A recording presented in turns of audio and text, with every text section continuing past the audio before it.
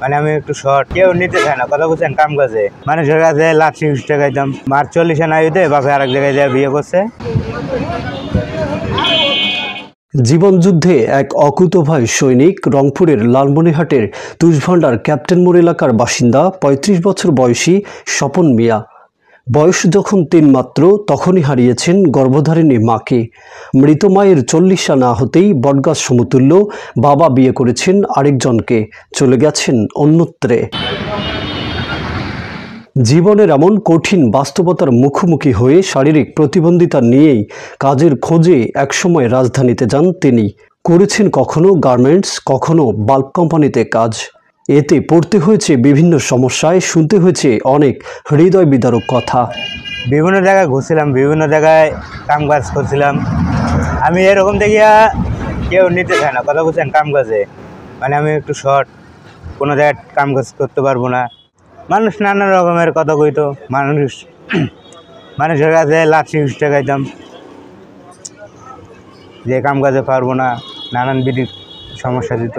আর মা মারা গেছে অনেক ছোটোতে, বাপে বিয়ে করছে আরেক জায়গায়।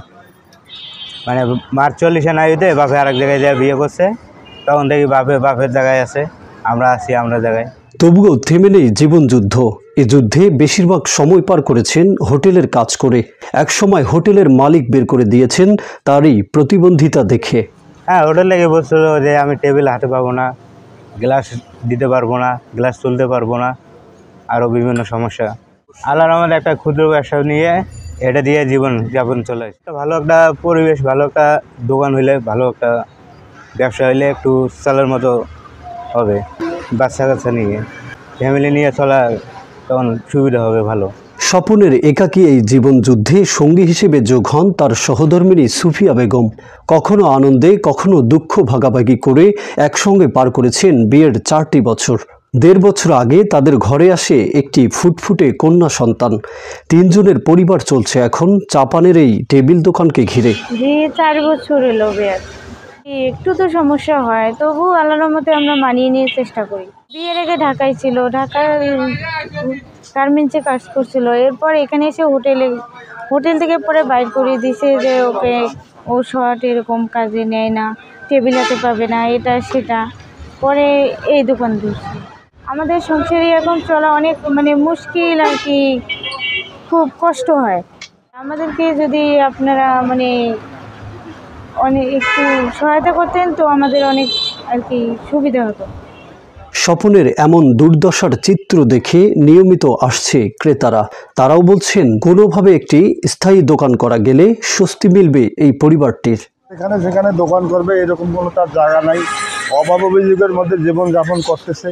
কোথায় দোকান করবে কোনো ঠিকানা নাই, এখানে যায় ওখানে যায়, ওখান থেকে ওখানে যায়, কোনো এক জায়গায় সিদ্ধান্ত তার হয় না।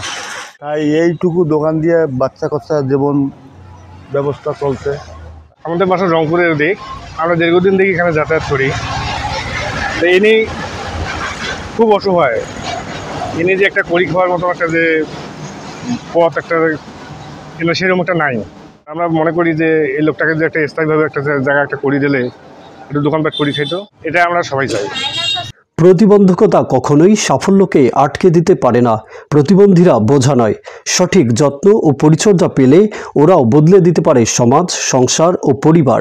সমাজের মানুষের শুভ দৃষ্টি ও রাষ্ট্রের সামান্য সহযোগিতা পেলে অন্য 10 জন সুস্থ স্বাভাবিক মানুষের মতোই দেশ ও জাতি গঠনে ভূমিকা রাখতে পারে তারা। এনামুল হক এনাম, আমার বার্তা, রংপুর।